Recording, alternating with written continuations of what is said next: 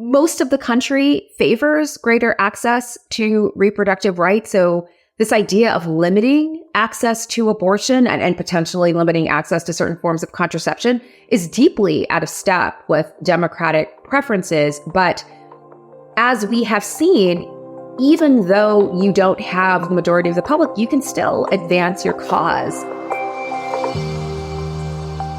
Welcome to The Context, a podcast about the past, present, and future of democracy from the Charles F. Kettering Foundation. I'm your host, Alex Levitt. My guest today is Melissa Murray. She's the Frederick I. and Grace Stokes Professor of Law at New York University, where she specializes in family law, constitutional law, and reproductive rights and justice. She's written for a wide range of academic journals and popular publications, including the Harvard Law Review, the Yale Law Journal, the New York Times, the Washington Post, and many others. She's a legal analyst for MSNBC and is also one of the co-hosts of the podcast Strict Scrutiny, which is about the United States Supreme Court and the legal culture that surrounds it. In 1973, the Supreme Court declared that the United States Constitution protected abortion rights. 49 years later, in 2022, they changed their minds and said that state and federal governments were free to limit or ban abortion. Obviously, there's a lot more to that story. How anti-abortion activists organized for half a century to influence the makeup of the court. How it's connected to the larger trend of a conservative court overturning long-standing precedents. And what the effects are when, after half a century, constitutional protections for reproductive rights suddenly disappear. Most Americans know the 2022 Supreme Court decision Dobbs versus Jackson Women's Health, which overturned Roe v. Wade and ended federal constitutional protections for abortions. That decision was controversial from the start and hasn't become more popular in the 2 years since it was released. When the Pew Research Center polled Americans shortly after Dobbs, 57% of them disapproved of the decision. And now, 2 years later, 63% of Americans say abortion should be legal in all or most cases. But for those of us who aren't lawyers, it can be hard to evaluate the court's legal reasoning, or to understand how much the current Supreme Court stands out from previous eras. The majority opinion in Dobbs was 79 pages long, with another 60 pages of appendices and concurrences. Most of us haven't read all that. Thankfully, Melissa Murray is a legal expert and extremely skilled at translating legal principles into terms the rest of us can understand. I came away from this conversation with a couple of important ideas. First, Murray efficiently dismantles the reasoning of the Dobbs decision. As she argues, where the court claimed to be relying on an originalist understanding of legal history, they were drawing from a partial and distorted account of the history of reproductive rights in the United States.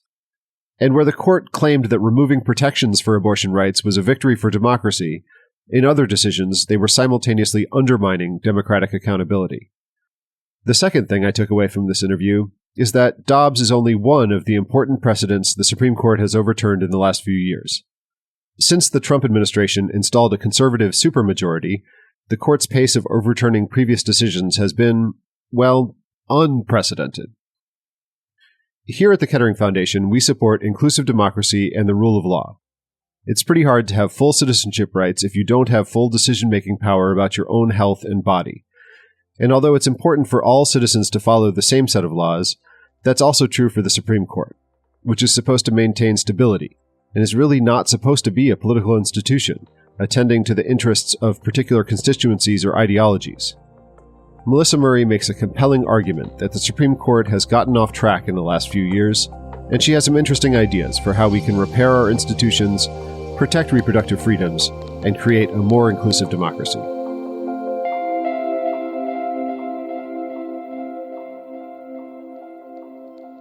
Melissa Murray, welcome to The Context. Thank you for having me. So I thought a place to begin would just be to give listeners kind of a brief overview of the legal history of reproductive rights.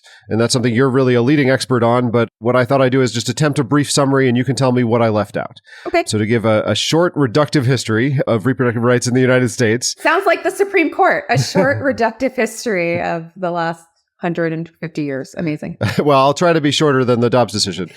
During the first 2 centuries of the country's existence, federal and state governments did restrict reproductive rights in various ways. including restrictions on abortion, in some cases even restrictions on communicating information about contraception. In 1965, in the case Griswold versus Connecticut, the Supreme Court recognized a constitutional right to privacy, including contraception. And then in 1973, in Roe versus Wade, those privacy rights were expanded to include abortion rights. And then for the next half century, almost, Roe versus Wade protected reproductive rights in this country until it was overturned in 2022 in the case Dobbs versus Jackson Women's Health. And Dobbs said that Roe was overturned and that state and federal governments could restrict abortion rights. And in fact, many states have taken up that offer. 22 states currently restrict abortions in ways that would have been impermissible under Roe, and 14 states have near total bans on the procedure. So that's a very rough outline. You tell me, what are the one or two most important things that I left out there? Well, so a couple of things that you left out because it was a quick and reductive history. In the period before the American Civil War, so this is pre-1860s, we actually had wide or wider access to abortion. Women could terminate a pregnancy up until the point of quickening. And quickening was a kind of term of art, the point in gestation where the woman could feel fetal movement within her when she knew she was quick with child.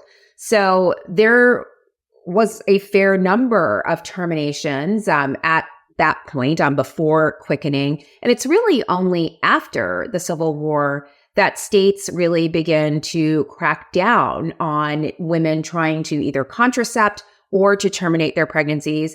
And a lot of that is due to two separate but not indistinct events. One is the fact that the birth rate among native-born Protestant white women is plummeting in the wake of the American Civil War. And at this time, there's rising immigration from other parts of the world. And it's believed that these newly arrived Americans are much more fecund and fertile than their American sisters. So, there is, I think, profound demographic anxiety after the Civil War that the character and indeed complexion of the nation is changing, and America will not be what it was before unless middle-class, native-born, Protestant, white women start having more children, keeping up with these newly arrived immigrants. So that's a big part of the impulse to limit reproductive freedom. Prior to the Civil War, women contracepted, like midwives and faith healers, were very active, and they prescribed all kinds of herbal remedies for pregnancies that were unwanted. Many women contracepted or terminated pregnancies because childbirth was really harrowing. And the more children you had, the more you exposed yourself to the possibility of really devastatingly medical consequences or even death. And so this was a life and death matter for many women. The second issue that comes up after the Civil War, which is related to the fact of those faith healers and midwives, is that the medical profession is professionalizing. So this is the era in which people like J. Marion Sims are pioneering as a separate and distinct field of medicine, obstetrics and gynecology. And J. Marion Sims is a guy who is operating in the period before the Civil War. He is pioneering techniques related to gynecological surgery. He's doing it without anesthesia on enslaved women. So this is how he's pioneering these techniques. But he is part of this growing cadre of physicians who fancy themselves true professionals as distinct from the midwives and faith healers who are largely a class of women.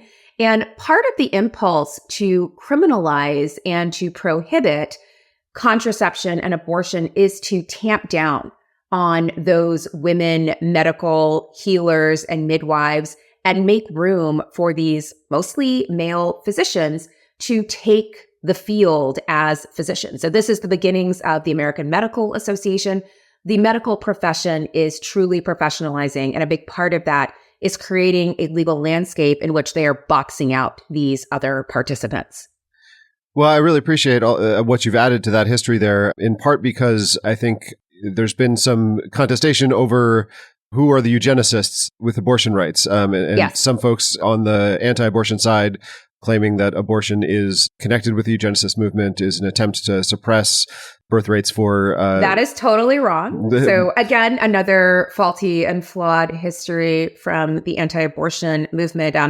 Margaret Sanger, who is a pioneer of the contraception movement, she, at the turn of the century, really pioneers access to birth control. And she does it primarily because, one, she thinks that women ought to be able to have sex for pleasure, not simply for reproduction. That is a radical kind of statement at the time. She actually loses mainstream feminists. So the first wave women's rights pioneers can't really get down with Margaret Sanger because she's talking about stuff that's not really on their agenda. Like, they're interested in voluntary motherhood as a means of preserving women's health, making sure women aren't dying in childbirth because they're having too many children.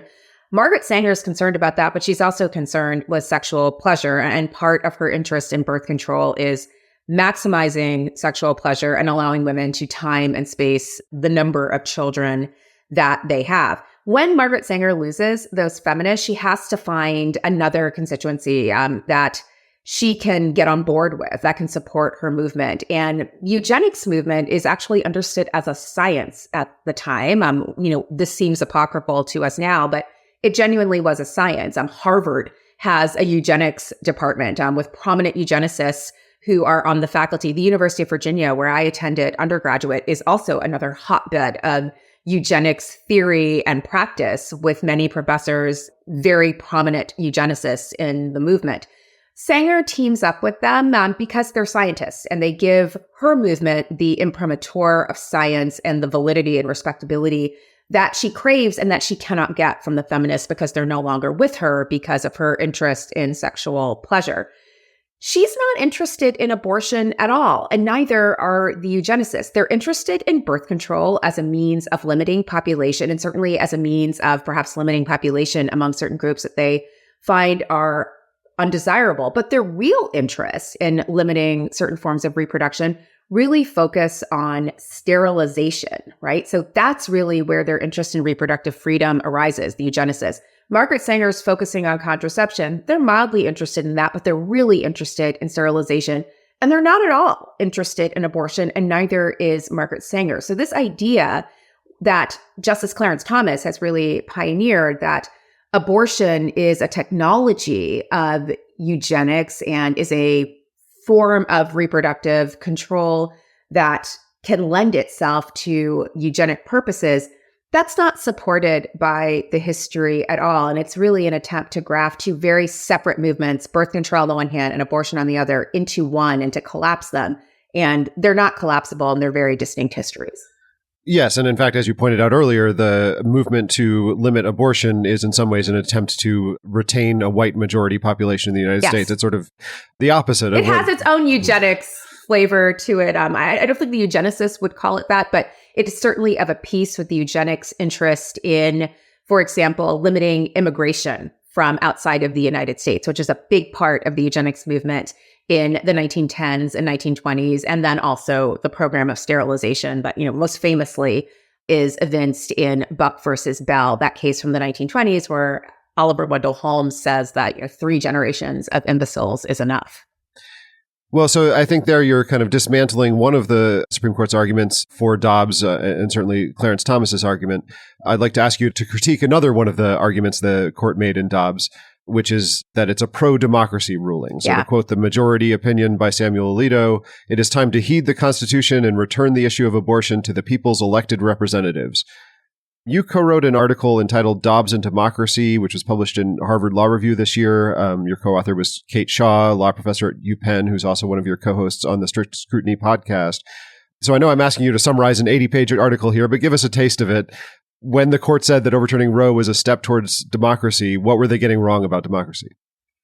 So one, the court seems to suggest that Roe versus Wade always suffered from democracy problems, or that those who would critique Roe versus Wade were always sort of focused on the degree to which Roe was anti-democratic. And I don't know that that's entirely true. When Roe is decided, it's decided with a companion case, Doe versus Bolton, which examined a Georgia abortion statute, a reformed, liberalized statute that was also invalidated as unconstitutional. But in the dissents from that companion case, Doe versus Bolton, Justice White makes mention of this idea that the people really should decide the question of abortion. And he's really the only one saying it. Other commentators who are weighing in on the abortion cases are really focused on the question of whether the court got the identification of a fundamental right correct. Like, they're really focused on this question of fundamental rights that are not explicit in the Constitution. They're not as concerned in an explicit way with this question of whether the decision is anti-democratic. That doesn't come up really until the 1980s. So this is after the anti-abortion movement have failed to get a constitutional amendment that would overrule Roe and install the fetus as a person for purposes of the Constitution and constitutional rights. When that effort fails, they pivot to other things. So one is a more incremental approach to sort of chipping away at Roe and the abortion right by allowing states to regulate abortion in particular ways to make it less accessible and more difficult to obtain. The other way that they begin to respond to the availability of abortion is now they start reprising Justice White's argument. And White mentions this in a case from the 1980s, Thornburg. He starts reprising the story that Roe is anti-democratic, and the anti-abortion movement really latches onto this. And it's not surprising. It's at a time when states are trying to chip away at abortion access through these laws. So there's, lots of state activity, legislative activity, ostensibly in the name of the people. And it harnesses very well to this anti-democratic logic. But that's a development that happens over time. This wasn't what the critique of Roe was initially. They're essentially in 1973, if they are critiquing Roe, they're talking about whether the court got fundamental rights right. That's really what they're talking about. So part of the article is disabusing this view that Roe has always been critiqued as anti-democratic. That's not true. That develops over time.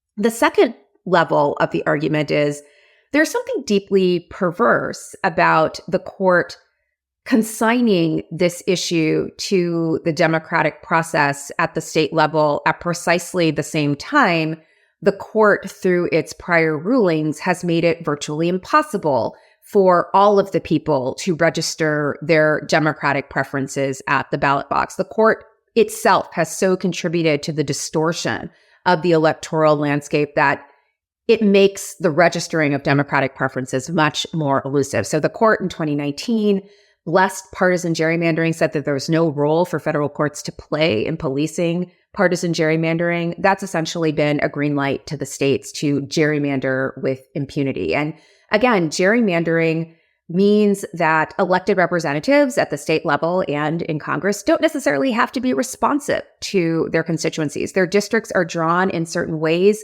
such that majority will can be distorted. I think this is why in the wake of Dobbs, in places like Kansas, you get laws that are relatively restrictive in terms of abortion. Like think of the Indiana law that was passed shortly after Dobbs was handed down. But then when individuals are asked to register their preferences directly in ballot initiatives or voter referenda, they vote overwhelmingly to preserve or even to expand reproductive freedom, even in red states. So representative government cannot capture that democratic impulse because of gerrymandering and all of that kind of distortion. But when the people get to do it directly, you see it show up. So that's one of the things we criticize. The court through gerrymandering has distorted the electoral landscape. It's also made it harder for certain groups to register their preferences through the blessing of voter suppression. The court dismantled in Shelby County versus Holder the preclearance regime that would have required states that sought to change their voting laws to first preclear those changes with the Department of Justice or a 3-judge panel. That cut down on a lot of suppressive voter laws. Now, without that preclearance process, states are free to pass suppressive voter laws, and they can only be challenged after the fact. And that is the reason why we're seeing laws like the ones in Georgia, for example, that prevent individuals from giving water to those waiting in line to vote. Like they're intended to deter people from standing in line for a long time, and that deters them from actually registering their preferences at the ballot box. So there is something deeply, deeply perverse about a court giving this issue over to the democratic process at precisely the moment the court itself has made the process less receptive to true democracy. Well, so I want to try to drill down a little bit on the relationship between the court and democracy. So the Supreme Court likes to draw a distinction between the legislature and the executive, and those are the political branches of government, and the court considers itself the non-political branch of government. But the story of how Roe got overturned is a political story. Yeah. It's a decades-long organizing movement by the anti-abortion forces. They built a pipeline to encourage and evaluate conservative judges. They put political pressure on elected officials to appoint and confirm those judges. Calling that democracy in action might be inaccurate because most Americans disapproved of the Dobbs decision, but it's at least politics in action. So how do you think about political pressure on the court? Are there lessons that abortion rights advocates can draw from that history of the anti-abortion movement? For this answer, I think I'm going to pivot to a really terrific book by Elizabeth Diaz and Lisa Learer called The Fall of Roe, The Rise of a New America that covers... I just read that.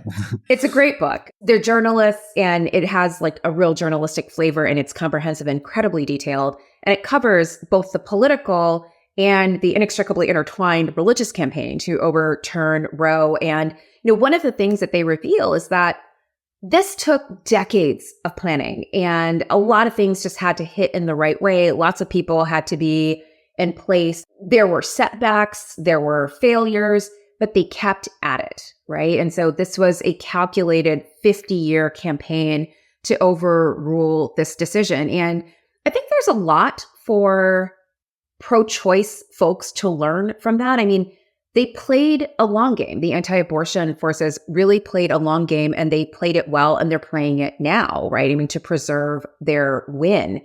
Most of the country favors greater access to reproductive rights. So this idea of limiting access to abortion and potentially limiting access to certain forms of contraception is deeply out of step with democratic preferences. But as we have seen, even though you don't have the majority of the public, you can still advance your cause. I think that's one of the reasons why the conservative movement, of which the anti-choice movement is part, really spent a lot of time not only capturing certain aspects of the political system, state legislatures, state governors' mansions, rather than focusing on aspects of the federal government. And then they also really focused on the federal court so that when they brought their cases, they had receptive judges to hear them.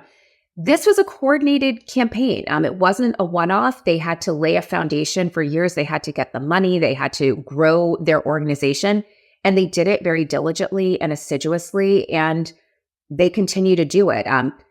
Part of the problem with progressive interests is that they're so diverse and maybe even diffuse. And there isn't that kind of tightly knit, coordinated, coherent effort. And it makes it just really hard. A big tent is hard to kind of focus all of those things. And I think one of the things this book does so well is show how the right really pulled together all of the disparate parts of its movement, the interest in deregulation, the interest in limiting abortion, the interest in focusing on the courts, brought it all together under one umbrella and made it work for every aspect of its agenda. Well, let's talk a little bit about how the political system does intersect with the judicial system. And I'm thinking here about how federal judges are nominated and confirmed. So the Supreme Court is, of course, the most famous, but it's not just the Supreme Court. It's also federal district court judges and Court of Appeals judges. Yes. They need to be appointed by the president and confirmed by the Senate. Yeah. Maybe it's unfortunate that the White House and the Senate are the two offices that can be claimed without majority support in the country. But anyway, that's how it works. This means that if the presidency and the Senate are controlled by different parties, the Senate might have an incentive to stall nominations and try to keep judicial vacancies open until their own party can fill them. That happened most famously in 2016 when the Republican-controlled Senate refused to schedule hearings on Obama's Supreme Court nominee Merrick Garland. And then 4 years later, the same Republican-controlled Senate, or similarly Republican-controlled Senate, confirmed Amy Coney Barrett only a week before the election. Since then, under Trump, the Republicans had both the White House and the Senate, and under Biden, the Democrats had both the White House and the Senate. So we haven't really seen that split between the presidency and the Senate since then. Do you expect, if there is a partisan divide between those, do you expect that there will be a movement to hold seats open? Oh, 100%. I mean, I think we're already seeing this, despite the fact that the Democrats have a bare majority in the Senate. I mean, to say that the Democrats have a majority is to really overlook the fact that there are at least 2 senators who often caucus with Republicans or go their own way. So it's often an ephemeral majority. And that means that, there's a lot of pressure on the Biden administration about who they can put forth as judges. So Adil Manji, for example, who would be the first Muslim judge on the Third Circuit, has been stymied in committee, or was stymied for a very long time because of opposition from Republicans in the Senate. And, without the 2 Democratic senators on board, the Democrats had no hope or prayer of getting that through. Even in circumstances where there isn't controversy around a nominee, the thin majority means that the Vice President, Kamala Harris, has actually had to step in and register a vote in a wide number of different policy arenas, more so than any other vice president in history. She's been the tie-breaking vote. So it's a majority, yes, but it's a very thin majority and perhaps a misleading majority if you think about the way in which Senators Manchin and Sinema have played their roles over the last 4 years. If there's divided government in the upcoming election cycle, if the result of the upcoming election cycle is divided government, there will certainly be, I think, gridlocks on the question of judges, a desire to keep some of those seats open. We're seeing this now. For district court judges, the protocol has been the president nominates, but this home state senators of that district court nominee offer their blue slips to show that they approve of the president's choice. And if they don't offer or tender those blue slips, the nomination really stalls, makes it very hard for the president to get a nominee through at the district court. That's what happened at the Southern District of Florida. Florida, at this point in time, is pretty red state, meaning like hot pink in its complexion. Senators Marco Rubio and Rick Scott are the home state senators there. It's been very difficult for the Biden administration to put forth nominees to the district courts in Florida. And there are a number of district courts in Florida that have significant vacancies. One is the Southern District of Florida.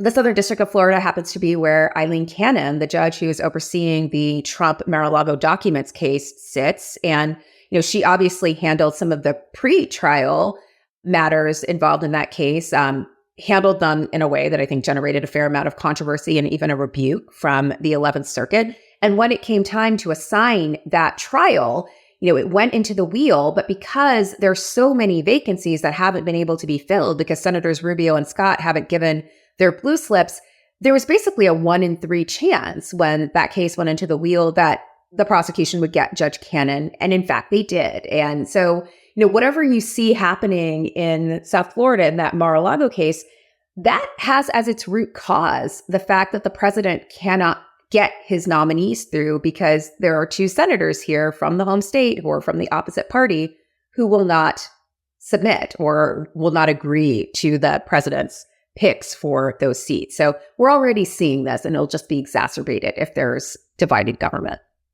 Is there anything we can do about that? I mean, if that's a problem and maybe a growing one, is there anything that can be done? Well, I think as a matter of course, in the past, there was just sort of a general norm that part of winning an election, elections have consequences, is the president gets to nominate their picks. And during the Trump administration, I think for the most part, the Democrats kind of hewed to that line. There were some very notable exceptions, candidates who were viewed as so extreme that there had to be some sort of outcry. But for the most part, there are people like Amy Klobuchar voting for President Trump's nominees because, wouldn't be my pick, wouldn't be my Democratic president's pick, but they're fine, they're qualified, and this is the president's prerogative. We saw that with the Supreme Court for years and years and years until roughly around the time that Robert Bork was viewed as too extreme to sit on the court. Maybe we could go back to that moment. John Paul Stevens was nominated to the court by Gerald Ford, and, it was like one and done. Like, yeah, seems qualified, from Chicago, wears bow ties, sign me up. I'm voting for him. Well, speaking of norms that have been broken recently, let's talk a little bit about stare decisis. That's quite a segue. Stare decisis is Latin for let the decision stand. You lawyers, you love your Latin. And basically what it means is that, even if a court disagrees with previous rulings, they should be cautious about constantly overruling previous courts. That would be chaotic. It would make it hard for citizens to rely on the established law. It might put the courts under more political pressure. But of course, sometimes overturning precedent is a good thing. For example, Brown versus Board of Education overturned Plessy versus Ferguson. And I think most Americans would say that that was a significant step towards America living up to its ideals of civic equality. But just because Brown was a good decision doesn't mean that every decision overturning precedent is a good decision. How do you think about this principle of stare decisis? Where should it apply? What is its role? The court in 1992 in Planned Parenthood versus Casey actually identified a series of factors that courts should consider when determining whether or not to adhere to or depart from an extant precedent. Among the factors is, whether the decision is proven unworkable, whether individuals have relied on it in their lives. Are there these reliance interests? I mean, I think there are about 7 different factors, and they all sort of roughly cohere to, was this super, super wrong? And, we have to correct it, or is it just unworkable? Have recent developments sort of made this precedent no longer in alignment with where the law is? It's really meant to be a kind of corrective. And, the court's overruling of Plessy and Brown might be understood along those lines. But the purposes of stare decisis, as you say, are to ensure predictability that, when people present themselves and present their claims in court, they know what the background defaults are, and they can be assured that, yeah, that's where the court is going. That's what they did before. You decide likes alike, and that's going to hold. And it also, I think, prevents the court from looking like its decisions shift with partisan changes, right? Or personnel changes on the court for that matter. This court, I think, has really lost the thread with stare decisis. Even before the court overruled Roe in 2022, you had Justice Clarence Thomas in a concurrence to a case called Gamble versus United States. The case was about double jeopardy. He had his own formulation for stare decisis. Forget Planned Parenthood versus Casey's. There's only one consideration that you should use when deciding whether or not to depart from precedent. And that formulation is the prior decision egregiously wrong? Well, what does it mean to be egregiously wrong? I mean, that's not an objective measure. It's entirely subjective. And lo and behold, what did Justice Thomas think was egregiously wrong? Basically, every decision decided as a matter of substantive due process under the 14th Amendment. So that would not only be Roe, it would be Griswold versus Connecticut, the 1965 decision that permitted the use of contraception. It would also be Obergefell versus Hodges, the 2015 decision that legalized same-sex marriage in this country, on and on and on. So the way this court, I think, is thinking about it, or certain members of this court, is much more subjective than I think we have seen in the past, where the court tried to sort of put some objective parameters around it with those factors. And I think the result is that many Americans view the changes in the legal landscape as not being driven by law, but being driven entirely by the political valence, the political preferences of a certain set of justices. And it is worth noting that this conservative 6-3 supermajority came into being in 2020. The first full term in which there was a conservative supermajority was October term 2021. In that term, the court overruled Roe in the Dobbs decision. It expanded the Second Amendment in a really broad way in Bruin versus New York State Rifle and Pistol Association. So again, 2 really big decisions. It effectively overruled Lemon versus Kurtzman and Kennedy versus Bremerton. That is the praying coach case. So in just one term, they did the most in just stepping all over stare decisis. The following term, the court overruled Grutter and Bakke and completely dismantled the legal regime around affirmative action. And then in the most recent term, the court overruled Chevron versus Natural Resources Defense Council and essentially ushered in a complete sea change in the way we think about administrative agencies and their charge to administer certain statutes. 3 years of a conservative supermajority, and in each of those 3 years, it has overruled an extant precedent. We've never, ever seen anything like that in our history. Brown and Plessy is in 1954, and the court doesn't do anything else around the issue of race and segregation for some years. In fact, in 1955, just after Brown is decided, there's a challenge from the state of Virginia's around the state's ban on interracial marriage. The case is called Name versus Name.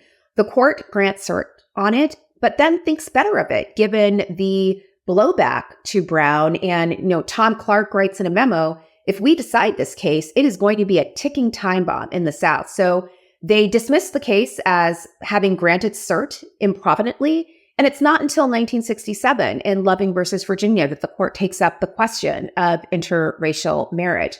The idea that they would take that question up so soon after Brown seemed anathema to them. But we have a court now that is completely unfettered because it is a supermajority, and they are unfettered by the norms that previously restrained other courts. And it's like a YOLO court. They do what they want. They exercise their own preferences, and we all live with the consequences. So you just mentioned a number of decisions in recent years that this court has made that have overturned precedent, that have had major impacts on American law. Some of those got headlines. Some of them may not have gotten a lot of headlines, but still will have impact. Overall, the Supreme Court's approval rating right now is as low as it's ever been in the history of modern polling. A majority of Americans say that the justices are more ideological than they are impartial. In your opinion, what does the path forward from here look like, or what should it look like? Is there a path towards a less politicized court, or do we just need to get used to thinking of the court as essentially a political institution? So let me just say this. I think the polling data on the court is really interesting, very revealing. I don't think it's entirely about the decisions. I think the court likes to say, the people are just mad about our decisions and all we're doing is law. And, the people just need to get on board with what the law is. No, I think the people recognize that the court is overruling decisions with which it doesn't agree. And other courts did not do this. William Rehnquist, no liberal squish, nonetheless, stayed the course with regard to Miranda versus Arizona in a case called Dickerson. And he said, yeah, I don't love this case, but it's a precedent and it hasn't proven unworkable. It hasn't proven to be really problematic or out of alignment with other aspects of the law. And people have really come to rely on it. It's pretty much baked into our system. It's in all the TV shows, all the police procedurals. Everyone knows that you have a right to remain silent. So this conservative justice, he dissented in Roe, it's yeah, stare decisis is a real thing and it has to restrain us or else there's no point to the system. I think people recognize that the court is just doing their own thing with regard to precedent, and it doesn't matter what came before. And that's part of what is happening with regard to the polling. But I think another part of it is the behavior of certain justices. I mean, if you're worried that the court is unduly political and you're concerned about these decisions, I think you're probably also concerned when it becomes known that one of the justices is getting private school tuition and private jet travel and vacations paid for by a billionaire who is part of a network that is pushing cases through the court, cases that are aimed at deregulation of corporate interests, making the world easier for large corporations. And then lo and behold, in October term 2023, you overrule a precedent that actually made it easier for agencies to regulate, basically a sop to those deregulatory forces. I think people can put two and two together. Americans aren't morons. Does the court appear political? Yes, because at least a couple of justices seem to have emotional support billionaires who have real political interests in the court's work, and they seem to be cozying up to these justices. So it's not just the decisions, although I think the fact that the court is just playing fast and loose with precedent is part of it. It's they're playing fast and loose with precedent, and they don't seem to care what the optics of their associations mean for the public itself. So that's a big part of it. What's the path forward for the court?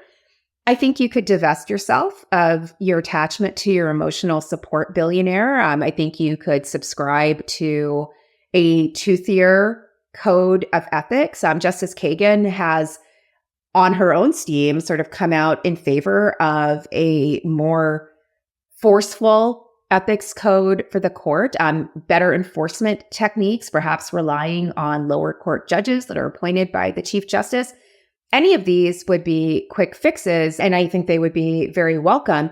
But honestly, I'm not sure that those would do much to dispel the view that this is a court that has been captured by conservative interests, by corporate interests, and are basically in the bag for that agenda. And we all, again, have to live with the consequences, whether we subscribe to that or not.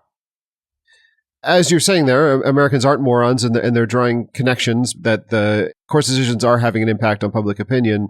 But it is a little complicated to follow. The Dobbs decision came out while a Democrat was in the White House. According to a New York Times Siena College poll in May, 17% of voters in swing states think that Biden was more responsible than Trump for the end of Roe. So, there's a little bit of a complicated, maybe civic education problem there. If you want to have influence on the court, that means you have to compete for the presidency, you have to compete for the Senate. Then that has to go along with all the other priorities that you might have for those offices. Do you have advice for listeners that are concerned about the court, thinking about what they can do to make sure people understand what's happening with the court and to build kind of that long-term movement that could have impact? So the part you said about civics education, I think really cannot be overstated. I'm an MSNBC legal analyst. This summer, Simone Sanders Townsend, who is one of the hosts of a show on MSNBC, she and I went around the country talking to Black women about their views of the upcoming election. And we talked to a cross-section of Black women, people in sort of the Gen X and older demographic, people who are millennials, people who are Gen Z and Gen Y. And one of the things that's actually really interesting about talking to the younger women is that they have very real preferences in terms of the kind of policies they want to see, but they don't have real knowledge of how government works. They have like a vague knowledge of, the president is sort of at the top of everything, but checks and balances, 3 branches of government and how they work, that's much more amorphous and less front and center for them. And at first I was a little confused. At one point, someone said, I wanted student loan relief and I didn't get it. And I was like, actually, you did get student loan relief. Joe Biden passed an executive order that directed the Department of Education to forgive student loans under an act from the post 9/11 period. And the Supreme Court invalidated it. And it wasn't Joe Biden, it was the Supreme Court. Your problem is with the Supreme Court. And that just didn't register for her. Like Joe Biden promised it, and I didn't get it. And everything in between, she didn't understand or hadn't appreciated. And it wasn't surprising. That is the generation for whom we implemented No Child Left Behind. We started trimming back on certain electives in the public school curriculum, including civics and American government, in favor of sort of back to basics, reading, writing, and arithmetic. And those individuals are now at the point where they're participating in the political process, but they don't necessarily have the training or the know-how that earlier generations had as a matter of course. And I think it is a real problem. One way to sort of get what you want and to distort the information that the electorate receives and processes is to make sure they don't have the tools that they need to do that processing. And I think you're really seeing it. My old boss, Justice Sotomayor, is really involved in a group called iCivics. Justice O'Connor was the one who introduced her to it. Justice O'Connor had been on the board of iCivics for years. And basically, it's a private platform that uses video games to basically introduce children to civics concepts. It's, I think, an important intervention, but it's not a clear fix for what ails these. Well, hang on, my dog is coming in. Hold on a second. Hi, how are you? Let me hold him. So stop jumping around. He's very cute. He's very cute. He's very active right now. Okay, stop. Okay. It's a really important intervention, but I don't know that it's a panacea for this problem. So, when we're talking about book bans and we're talking about these efforts to limit what students learn, I think we have to take a more fulsome view of it. It's not just certain books with certain content that's about diversity or LGBTQ people. It's about a much broader effort to limit the kind of information that the electorate has and is able to use to process the moment that they're in. This dog is now squeaking things. Melissa Murray, thank you for joining us on The Context. Thank you so much for having me.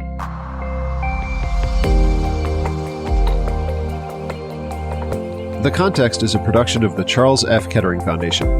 I'm Alex Levitt, a senior program officer and historian with the Foundation. This episode was produced by George Drake Jr.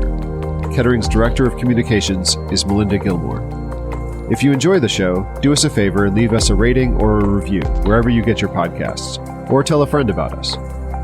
The Context is a bi-weekly podcast, so this is the point at which I'd usually be saying, we'll have another conversation about democracy in this feed in 2 weeks. But 2 weeks from today is the U.S. presidential election, and there's one more conversation we wanted to release before then, about a plan you may have heard of, Project 2025. So look for another episode of The Context next week, with what I think is a really informative conversation about Project 2025, what's new about it, and what in it might be a threat to American democracy. So come on back for another conversation about democracy in this feed in 1 week.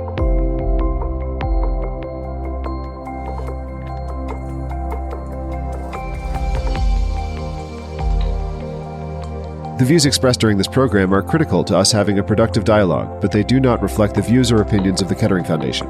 The Foundation's broadcast and related promotional activities should not be construed as an endorsement of its content. The Foundation hereby disclaims liability to any party for direct, indirect, implied, punitive, special, incidental, or other consequential damages that may arise in connection with this broadcast, which is provided as is and without warranties.